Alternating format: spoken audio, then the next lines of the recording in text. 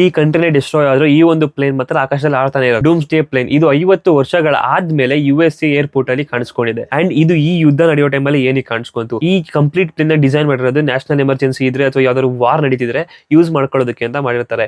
ಇದರಲ್ಲಿ ಆರಾಮಾಗಿ 111 ಜನ ಟ್ರಾವೆಲ್ ಮಾಡಬಹುದು. ಮತ್ತೆ ಅದು ತುಂಬಾ ದಿವಸಗಳ ಕಾಲ ಆಕಾಶದಲ್ಲಿ ಹಾರಾಡ್ತಿರುತ್ತೆ ಮತ್ತು ಅದನ್ನ ಆಕಾಶದಲ್ಲೇ ರೀಫ್ಯೂಯಲ್ ಕೂಡ ಮಾಡ್ಕೋಬಹುದು. ಡೊನಾಲ್ಡ್ ಟ್ರಂಪ್ ಆ ಒಂದು ಫ್ಲೈಟ್ ಅಲ್ಲೇ ಕೂತ್ಕೊಂಡು ಕೆಳಗಿನ ದೇಶ ಕೂಡ ಆಳ್ಬಹುದು ಮತ್ತೆ ಬೇರೆ ದೇಶನ ನಾಶ ಕೂಡ ಮಾಡಬಹುದು. 50 ವರ್ಷಗಳ ಆದ್ಮೇಲೆ ಇವತ್ತೇ ಆ ಫ್ಲೈಟ್ ಏನಕ್ಕೆ ಆಚೆ ಬಂದಿದೆ? ಅಕಸ್ಮಾತ್ ಏನಾದ್ರು ವರ್ಲ್ಡ್ ವಾರ್ ನಡೀತಿದೆಯಾ? ಫೈನಲಿ ಇಂಡಿಯಾಗೆ ಇಷ್ಟು ದಿವಸ ಕ್ರೂಡ್ ಆಯಿಲ್ ಬರ್ತಿತ್ತಲ್ಲ, ಅಂದ್ರೆ ಪೆಟ್ರೋಲ್ ಆಗಿರ್ಬೋದು, ಡೀಸೆಲ್ ಆಗಿರ್ಬೋದು, ಕೆರೋಸಿನ್ ಆಗಿರ್ಬೋದು, ಆ ಒಂದು ದಾರಿನ ಈಗ ಆಲ್ರೆಡಿ ಟೆಂಪ್ರವರಿ ಆಗಿ ಕ್ಲೋಸ್ ಮಾಡಿದ್ದಾರೆ ಈ ಒಂದು ಯುದ್ಧದ ಕಾರಣದಿಂದ.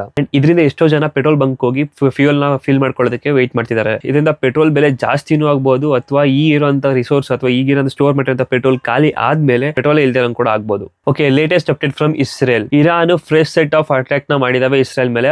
ಜೆರುಸಲೆಮ್, ತೆಲ್ ಅವೀವ್, ಬೆನಾಬ್ರಿಕ್ ಇನ್ನಷ್ಟು ಪ್ರದೇಶಗಳು ಇಸ್ರೇಲ್ ನ ತುಂಬಾನೇ ಡ್ಯಾಮೇಜ್ ಮಾಡಿದಾವೆ. ಈಗ ಏನ್ ನಡೀತಿಲ್ಲ ವಾರ, ಅದಕ್ಕೆ ಎಷ್ಟೋ ಕಂಟ್ರಿಗಳು ಇನ್ನೂ ಜಾಯ್ನ್ ಆಗಿರಲಿಲ್ಲ. ಅಂಡ್ ಈಗ ಇನ್ನೊಂದಷ್ಟು ಕಂಟ್ರಿಗಳು ಈಗ ನಡೀತಿರೋ ವಾರ್ ಜೊತೆಗೆ ಜಾಯ್ನ್ ಆಗ್ತಿದಾವೆ. ಲೈಕ್ ಯುನೈಟೆಡ್ ಕಿಂಗ್ಡಮ್ ಒಂದು ವಾರ್ಶಿಪ್ ನ ಎಂಡ್ ಮಾಡ್ತಿದ್ದಾರೆ. 2025ಕ್ಕಿಂತ 2026 ಇನ್ನೂ ಭಯಂಕರವಾಗಿದೆ.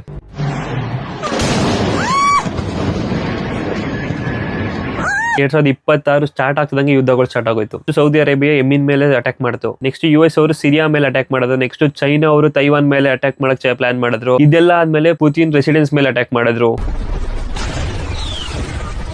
ಇನ್ನು US ಅವರೇನೋ ವೆನ್ಜುಲಾ ಮೇಲೆ ಅಟ್ಯಾಕ್ ಮಾಡಿದ್ರು. ಆಮೇಲೆ ಅಮೆರಿಕ ಮತ್ತೆ ಇಸ್ರೇಲ್ ಸೇರಿ ಇರಾನ್ ಮೇಲೆ ಮಾಡಿದ್ರು. ಈ ತರ ಎಷ್ಟೊಂದು ಯುದ್ಧಗಳು ನಡೀತಾ ಇದಾವೆ.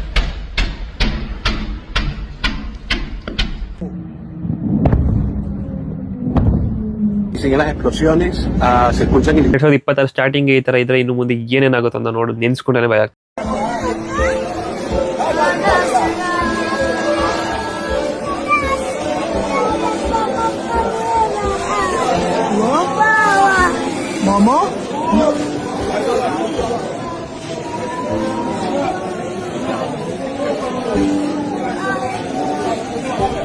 ಯುದ್ಧ ಏನೋ ಕಂಟ್ರಿಗಳ ಮಧ್ಯೆ ನಡೀತಿದೆ, ಬಟ್ ಅಲ್ಲಿ ಎಷ್ಟೋ ಜನ ಸಿವಿಲಿಯನ್ಸ್ ತುಂಬಾನೇ ಡ್ಯಾಮೇಜ್ ಅನುಭವಿಸ್ತಿದ್ದಾರೆ. ತುಂಬಾ ಜನ ಫ್ಯಾಮಿಲಿ ಕಳ್ಕೊತಿದ್ದಾರೆ. ಈ ತರ ಎಷ್ಟೋ ಮಕ್ಕಳುಗಳು, ಈ ತರ ಎಷ್ಟೋ ಜನ ಫ್ಯಾಮಿಲಿಗಳನ್ನ ಕಳ್ಕೊಳ್ಳೋದು.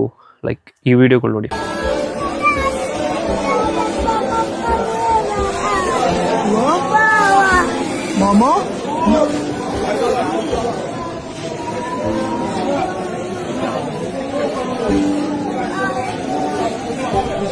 ಲಿಟರಲಿ ಈ ತರ ವಿಡಿಯೋಸ್ ನೋಡಿದಾಗ ಅನ್ಸುತ್ತೆ ವಾರ್ ಅನ್ನೋದು ಏನಕ್ಕೆ ಬೇಕು ಅಂತ.